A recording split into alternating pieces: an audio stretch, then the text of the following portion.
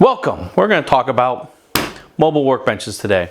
It's all part of setting up my office. You know, what makes the most sense. I watched a lot of videos, listened to a lot of people and their ideas, and this video is going to tell you a little bit about what I learned, what were my decision points, and why I went with this. And there are definitely some things that I picked up along the way from certain people, certain videos that I thought were important. I'm going to share that because it's going to be all in that realm of what they say. Roll the intro.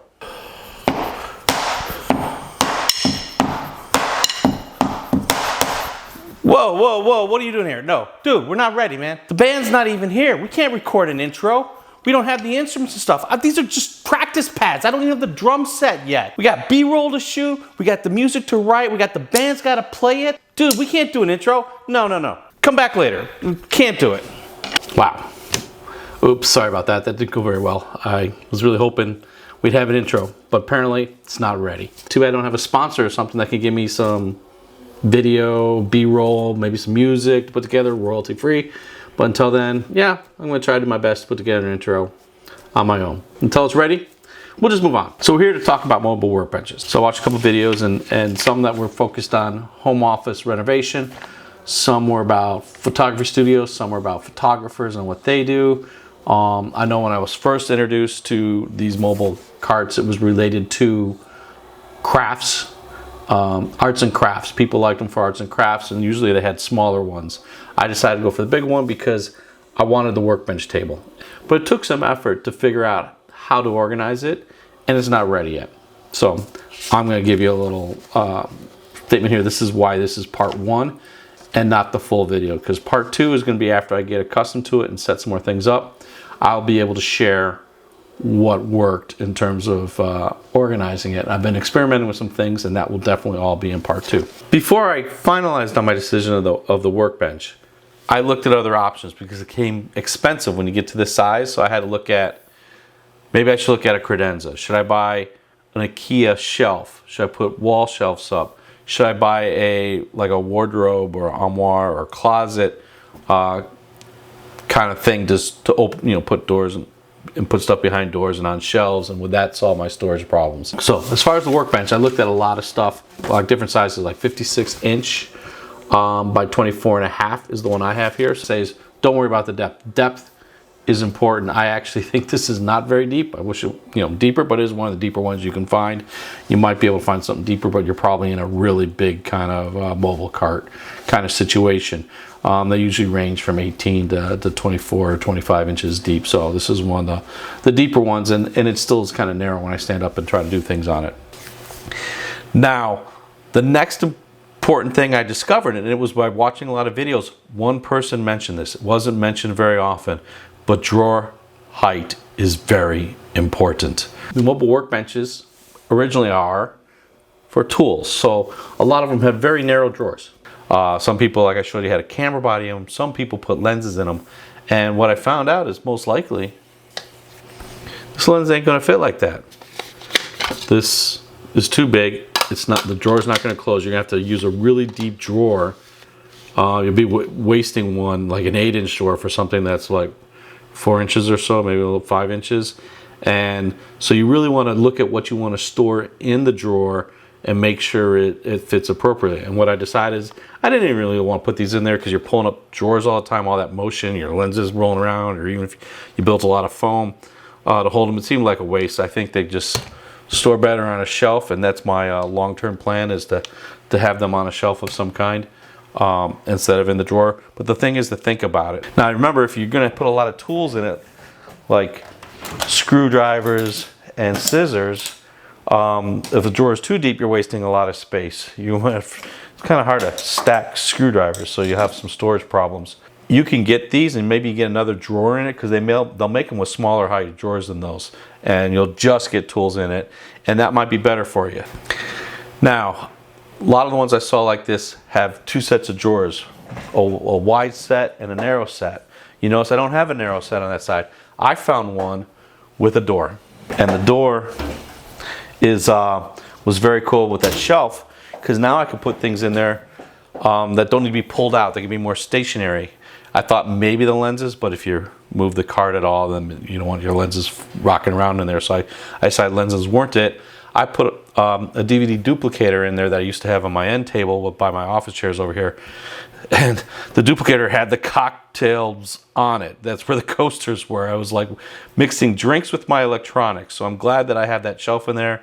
Moved it into there. It's out of the way. Don't see it. When I do need it, I just open the door, put some DVDs in there and duplicate them.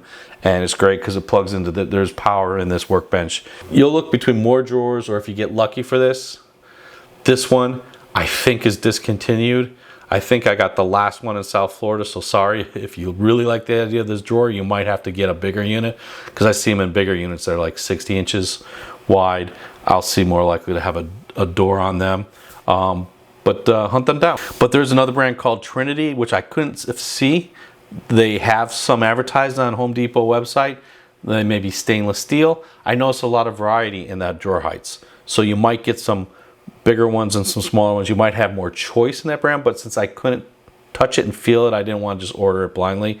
But it looked interesting, so if you ever get a chance to see a Trinity somewhere, check it out, see if it's well manufactured. Maybe drop a comment down below if you do, or have any comments on it, because I think the variety of drawer height is very cool in that unit. So the other thing that I picked up, I'm not sure if they call it tiers, but I'm going to call it tiers, because the guy was describing how he set up the gear cage and the gear closets and stuff for the photographer's studio.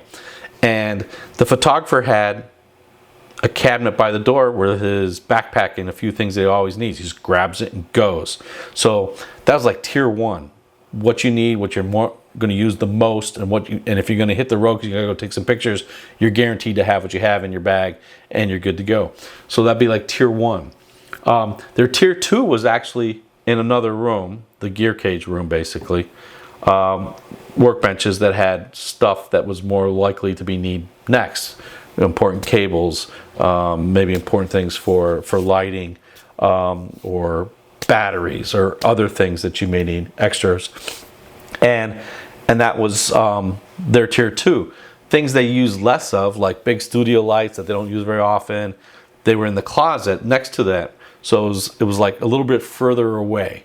So you had to open the door and maybe pull a drawer out to get to it.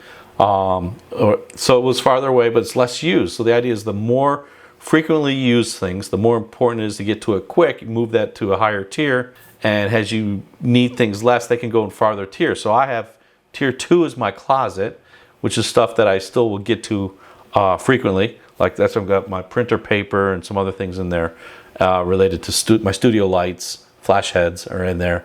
And my garage is like tier 3. I have my light stands, C-stands, maybe backdrop stands. They're out there because they can handle the Florida heat. And then I'm fortunate enough to have a master bedroom closet that's really big, so that's my tier 4. It's upstairs, the things I don't use very often, backdrops, things that still need to be air conditioned and kept in nice temperatures, don't put it in the garage, are in tier 4. And they're packed away nice and neatly. I don't use them very often, so it doesn't really matter. There's probably some things in my closet I will move up there to make it easier to get to the things in my closet that I use more frequently. So tiers is very important to think about how you get things and go. Part of my office remodel is because I couldn't get to the things I wanted quickly, and I was just it was so overwhelming I didn't want to take pictures. It wasn't easy to grab the stuff I wanted. I'm not sure that if I went on a shoot that I got everything I needed, because it was scattered in different drawers that I have in the closet, different drawers I had before the mobile workbench here. They all turned into junk drawers.